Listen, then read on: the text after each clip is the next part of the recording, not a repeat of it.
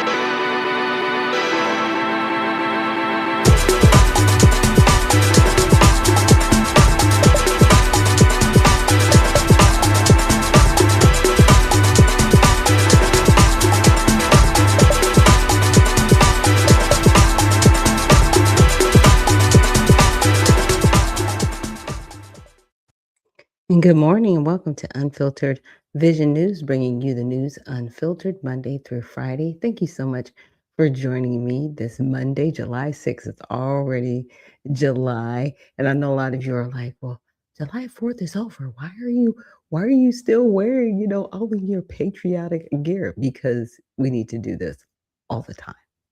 Not just sometimes, all the time, right?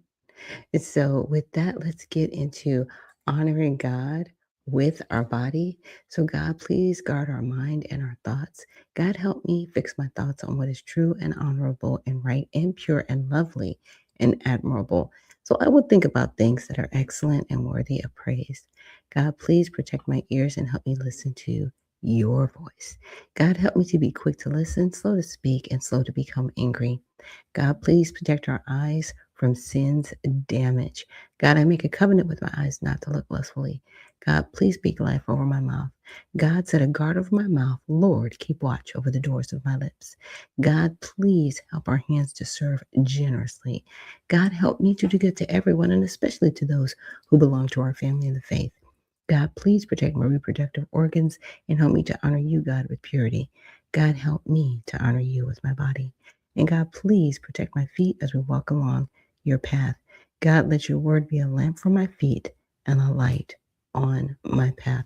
And if you are joining us for the first time this morning on Unfiltered Vision News, that is something that we definitely try to say daily just to set our hearts and our minds right for the day. With that, let's get into our trending topics on X. And the first one is Patriot Front marches in D.C. on America's 250th Independence Day. And then we had the U.S. Marines. They led a patriotic flag run in Central Park, and I actually have that in my bookmarks so I can show you guys that video. And then a photo captures Black woman amid masked Patriot Front in D.C. Metro. So let's look into that. Some of them I don't look into, but that one's interesting. So freelance Reuters photographer Cheney Orr snapped the image of the, let's see, unidentified woman in a green sweatshirt gazing ahead socially, I'm not sure, amid the uniform group of khaki pants, navy shirts, tan hats, and white balaclavas. The white nationalist organization en route from Eastern Market to near Union Station in Capitol Hill marched peacefully with American and Confederate flags, chanting Reclaim America, while D.C. police monitored um, without arrest. Online reactions split sharply, some calling the scene haunting, and others noting her composed safety amid the orderly crowd, reflecting deep divides over racial tensions. And I find it fascinating how they show up interestingly, right? Because they just had all of these hearings on the Southern Poverty Law Center, basically um, setting up racism, right? Where it wasn't any. Now, this is the same group of people who were at a different event where they found out that they were paying somebody to show up. So I questioned the whole thing. I'm like, really? You're dressed in the same outfit you were dressed up in it. Was it Charleston they were dressed up similarly? Maybe they changed the color of their shirts. But I'm just saying the khaki pants give it away. The khaki pants give it ooh, before the pay. Oh, wow, that's nasty. Well, why were we doing that? That was gross. Okay, I don't know. If we were farting to make a point, if we were rubbing our butt, okay, that was gross. I'm so sorry. I did not check that out before. But that was pretty that was graphic. Okay. I thought we were just gonna see the people dressed up. But this all happened, which was, you know, in essence sad. But again, are we manufacturing racism or is racism really happening? Now, I would like to think that we've gotten to the point in our country where there's not as much racism happening, right? Good morning, so sincerely. Thanks for joining. And good morning, Spud McKenzie. Thank you so much for joining as well. So, is there racism going on in the country? Absolutely. I don't know where it's happening, but it is happening. But I find it very fascinating when it happens, especially with the SPLC, the Southern Poverty Law Center, and how they make sure they're at the right places at the right times and the right locations at the right events. You know what I mean? So it's very staged. I guess that's the word I was looking for. It's very staged. And when they do that, and when there's actual real racism happening, we don't deal with the real racism and say, okay, that's not good. We need to stop doing that part. Right. But this manufactured stage stuff, it needs to stop happening as well. Well, they'll probably get to the bottom of it later, right? There'll be another investigation. It'll be like, oh yeah, remember that thing in DC that happened 3 or 4 years ago? Yeah. We'll hear about it later. It's kind of silly. Now let's get on to some of the bookmarks.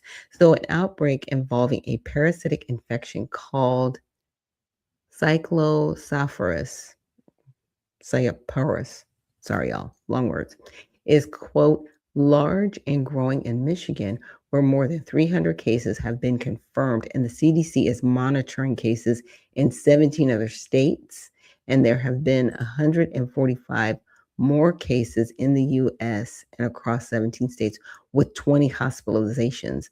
Apparently, it's a microscopic parasite. It spreads via contaminated food or water, often by fresh produce like cilantro, basil, raspberries, snow peas, and leafy greens. All the stuff that they tell you to eat to be healthy, by the way.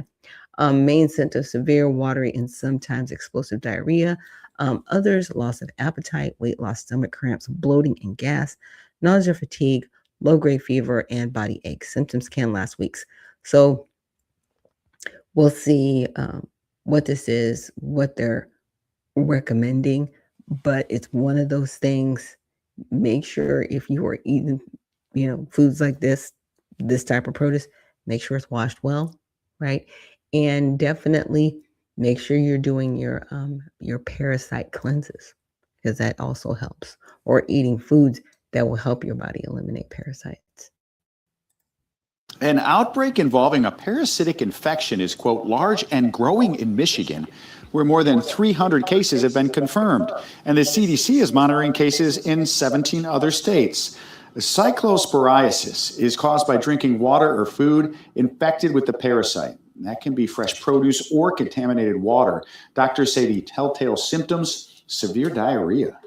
So there are 300 confirmed cases in Michigan. Nationwide, there are an additional 145 cases across 17 states. So this is pretty widespread. There's 20 hospitalizations. There's no deaths yet, so that's good. So what's happening here is it's being spread through contaminated water and food, things like cilantro, basils, raspberries, snow peas, leafy greens. And here's where the symptoms come in. You can have severe, watery, sometimes explosive diarrhea, loss of appetite, weight loss, stomach cramps, bloating, gas, nausea, fatigue, low-grade fever, and body aches. And it can last sometimes for weeks if it's untreated. You don't want to have explosive diarrhea for weeks, so what you want to do is definitely get some antibiotics. Yeah. And definitely, stay in touch with your doctor and know your body, right? That's what I definitely have to say. To know your body. Let me go back into my bookmarks because I got some other into. Really? That's not what I want to do. Sorry, you guys. I'm a button pusher this Monday morning. Okay. Here we go. We had that going on. This is what I was talking about, running through New York with their flags. Okay. Not sure what's happening now. Sorry for my lack of internet. And this one was actually interesting that I saw. This is Dave Chappelle. And Dave Chappelle just admitted President Trump is right to get mad at CNN all the time after they asked him why he's proud to be an American. Let's check this out. Yes, absolutely. Hey, Dave, you are sorry. No good. You are so emblematic to the idea of the power of free speech. Tell me tonight, as we look at the 250th anniversary of this country, why you are proud to be an American and how do you view our country today? Boy, that's a loaded question. Now I see why Trump gets mad at y'all all the time. Why would you ask me that? All right. No, I got an answer for that. I don't agree with everything that our government does, but the one thing that I really consistently believe in that I love about being an American is my countrymen. If I'm overseas or around the world, anytime I see an American over there, we just give each other the Fight Club look because we live in a madness that only we really understand what it's all about. And I have faith in my countrymen, no matter how crazy all this will make me feel, that the sun will rise and that I feel like I'm part of a very incredible community. So God bless my countrymen and let us make this country absolutely great. Cheers to that. And cheers to that. Dave, yeah. Cheers. Hey, shit, get me a beer, would you? And Mr. Trump, please leave those Haitians in Springfield alone. We love them. We love the Haitians. All right. Dave Chappelle, cheers to you. Thanks for hanging out with us. We love you so much. Yeah. And,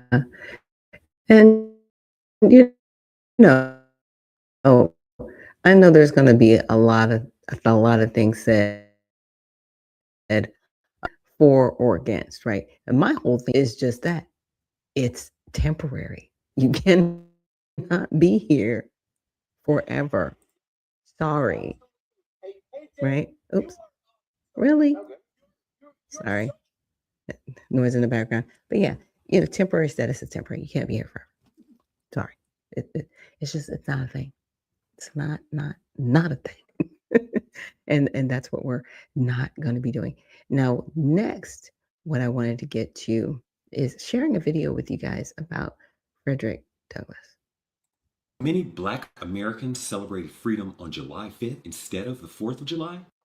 On July 4th, 1827, New York officially abolished slavery, freeing about 4,600 enslaved black New Yorkers and joining other northern states that had already ended slavery. But many black Americans refused to celebrate their freedom on Independence Day. While state leaders intentionally chose July 4th to symbolize liberty, many believed celebrating alongside a nation where millions of black people remained enslaved ignored the reality of American freedom. Instead, black leaders organized their own celebration for July 5th. New York's black newspaper, Freedom's Journal, announced a day of processions, speeches, and community gatherings to celebrate emancipation on their own terms. The first July 5th address was delivered by Austin Stewart in Rochester, comparing the struggle for black freedom in America to the Israelites' escape from slavery in Egypt. 25 years later, another speaker stood on that same Rochester stage. On July 5th, 1852, Frederick Douglass delivered his famous speech, "What to the Slave is the 4th of July?" Speaking just 2 years after Congress passed the Fugitive Slave Act, which required escaped enslaved people to be returned, even from free states, Douglass challenged the contradiction between America's celebration of liberty and the continued existence of slavery. The speech was organized by the Rochester Ladies Anti-Slavery Society, a group that also helped support Douglass's abolitionist newspaper, the North Star. That newspaper became one of the most influential anti-slavery publications in the United States. Its name honored the North Star, which guided many enslaved people escaping toward freedom. Today, Douglass's speech is remembered as one of the greatest speeches in American history. But it also reminds us why, for many black Americans, July 5th, not July 4th, became the true day to celebrate freedom. Have you ever heard of July 5th celebrations before today? Let me know in the comments. Follow now for clear, fast breakdowns.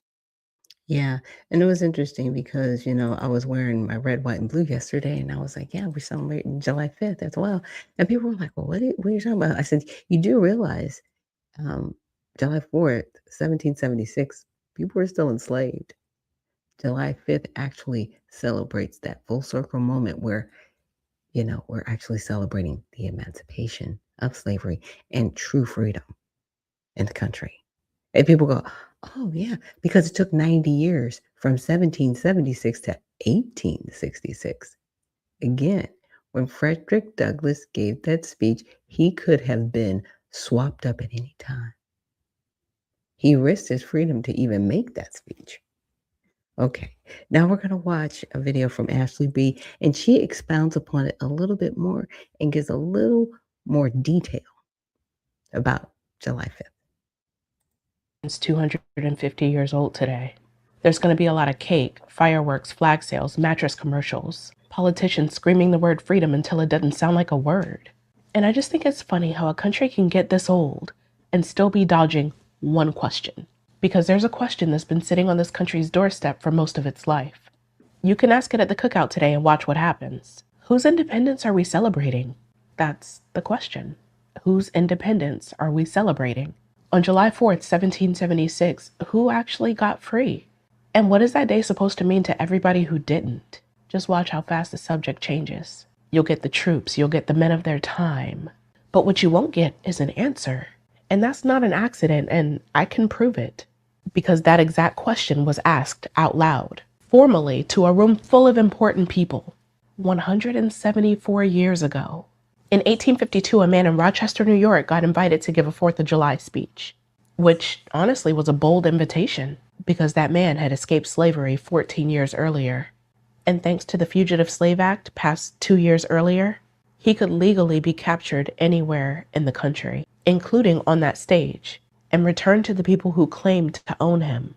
They asked him to come celebrate independence in a country where more than 3 million people were still enslaved. He said, "No, thank you. I'll come on the 5th. And then he delivered what might be the greatest speech in American history. And here's what people get wrong about it. They quote the angry part, but skip the architecture. Because he spends the entire first section praising the founders. Genuinely, he calls them brave men. He praises the Declaration, the principles, the courage of 1776. He lets that room full of white abolitionists relax into the story they came to hear. Then he pivots on one sentence. This 4th of July is yours, not mine. And the room can't escape because he just spent the first 20 minutes proving that he understood their founding story better than they do. And then he asks it, what, to the American slave, is your 4th of July? And he answers his own question. A sham. A day that exposes more than any other day of the year the gap between what this country says and what this country does. His name was Frederick Douglass. That speech is 174 years old. This country is 250, which means that America has spent about 70% of its existence with this question sitting in front of it, on the record, in writing. So let's do what this country never did. Let's answer it. Whose 4th of July was it? Not the enslaved. It took a war to even start that conversation. And the 13th Amendment kept a loophole, except as punishment for a crime. That got converted into convict leasing before the ink was dry. In Alabama's mines, some years, the death rate for leased convicts passed 30%. They found a way to make slavery deadlier and kept the receipts in a ledger. Not indigenous nations, and you don't have to dig for this one, because it's in the birthday document itself. The Declaration of Independence, the actual thing we're supposed to be celebrating. It refers to Native Americans as merciless Indian savages. That's in the text. 27 grievances down. And when the killing slowed, the nation just switched over to the children. Kill the Indian, save the man. Right. That was the official philosophy of the boarding schools. Children taken by force, hair cut, languages beaten out of them. The schools kept their own graveyards. They are still finding children with grave-penetrating radar. Still. Not women. And I don't mean the vote. Under coverture, a woman legally ceased to exist. Her property, her wages, her body, absorbed into her husband. Marital rape was legal in this country until 1993. 1993. A woman couldn't get a credit card in her own name until 1974. Couldn't sit on a jury in every state until 1973. Meaning that women were tried by juries that women were barred from. What? Could be fired just for being pregnant until 1978. There are women at your cookout today that lived every bit of that. And enslaved black women don't even fit into that paragraph because coverture assumes that you had legal existence to take. The father of gynecology built his entire field on operating on women without anesthesia, enslaved black women without anesthesia. Wait, let's keep going because not Japanese Americans either. And here's the part they don't even teach when they teach about the camps. The government knew that they were innocent first. Before Pearl Harbor, FDR commissioned an intelligence assessment, the Munson Report, if you're familiar. And it came back saying that Japanese Americans posed no threat and showed extraordinary loyalty. Naval intelligence agreed, but he incarcerated 120,000 of them anyway. The camps weren't panic. The camps were a decision made against the government's own evidence. Then the government lied to the Supreme Court about it. And when the incarceration was challenged, officials suppressed the intelligence that destroyed their military necessity story. And the court upheld the camps on the evidence that the government knew was false. The Justice Department formally confessed to the deception. In 2011, though, they took babies. Orphans with Japanese ancestry were pulled from orphanages and foster homes and incarcerated at a children's village. The colonel in charge said that 1 drop of Japanese blood was enough. Infants under guard towers. And they went shopping abroad. The U.S. orchestrated the abduction of over 2,000 people of Japanese descent from Latin America, mostly Peru, shipped them to camps here, and traded some of them to Japan in hostage exchanges. After the war, many were deported for having entered the country illegally, brought in chains, and then called illegal. When camp survivors finally won reparations in 1988, the Japanese Latin Americans were largely excluded. But, let's keep going because not Puerto Rico either, right? Which, by the way, is a colony right now, like today, on this 250th birthday, right? Okay. More than 3 million American citizens who cannot vote for president, watching fireworks about freedom. But, they can't vote is the polite version.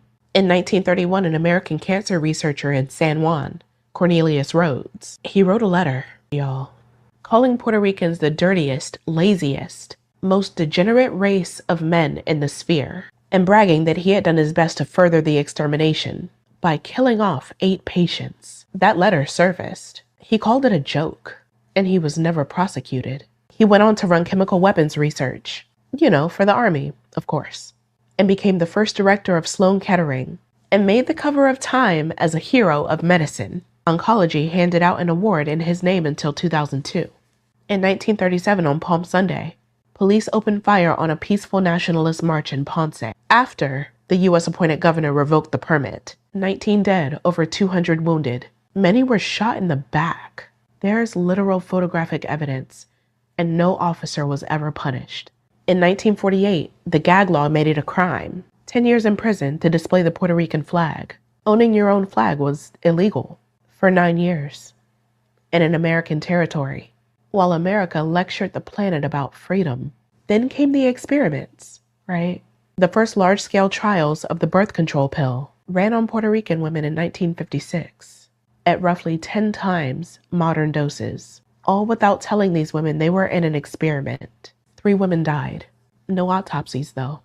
And by the late 1960s, a third of Puerto Rican women of childbearing age had been sterilized. La operación, the highest rate in the world, and many were never told it was permanent. And then the Navy used an inhabited Puerto Rican island, Vieques, for bombing practice for 60 years, until a bomb killed a civilian in 1999. And 4 years of protest finally forced them out. The cancer rate stayed, though. And that's just one colony. And every time any one of these people pointed at the gap, this country did the very thing it does best. It changed the subject. But stay with me, because the question doesn't stop at the border.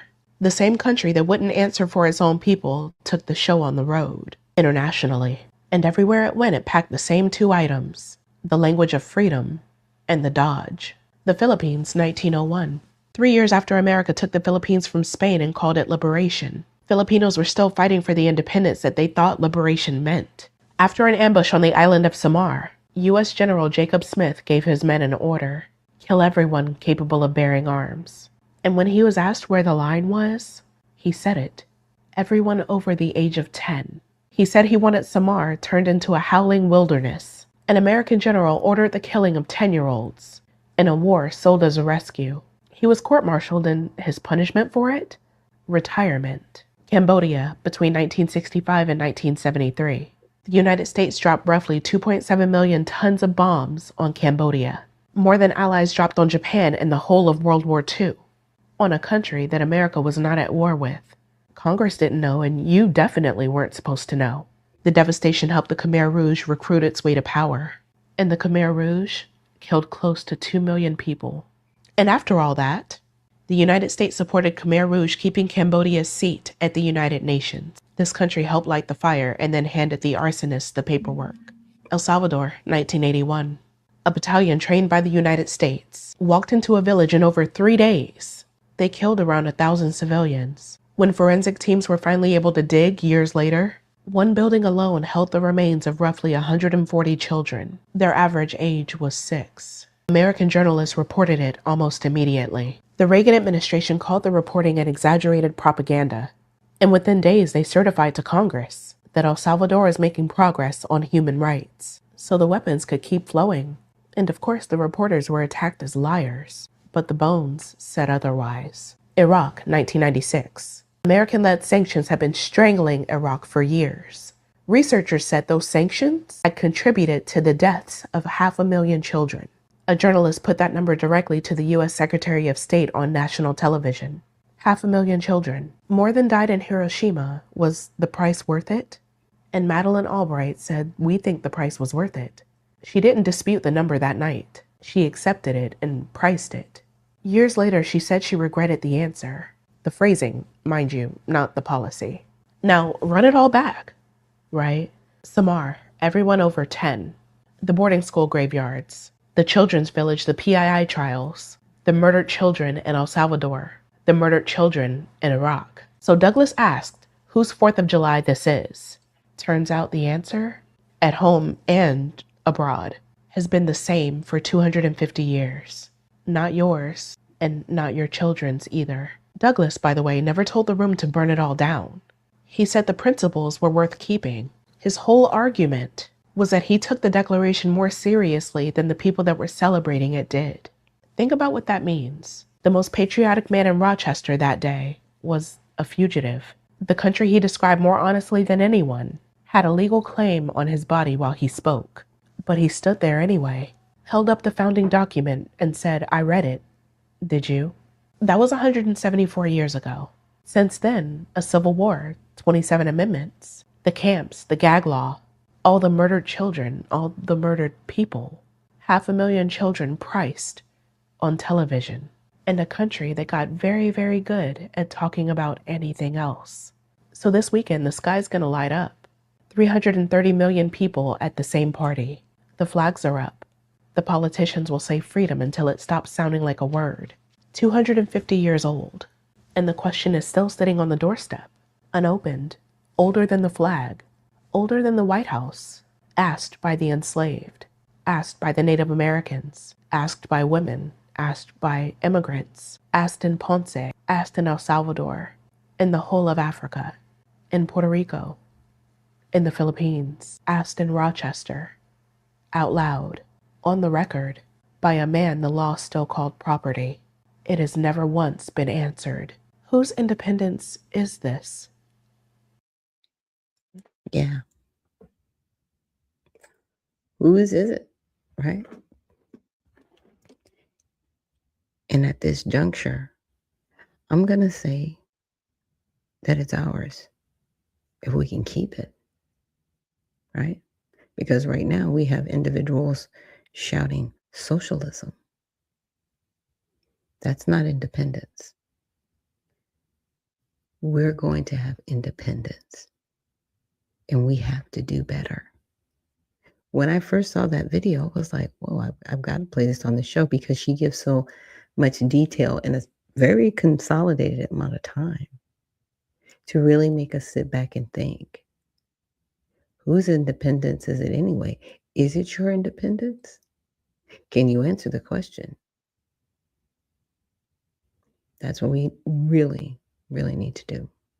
So thank you so much for joining me here on Unfiltered Vision News. Tomorrow we will be back with Tell It All Tuesday. And thank you so much for joining me. And remember, stay well, stay focused, and stay unfiltered.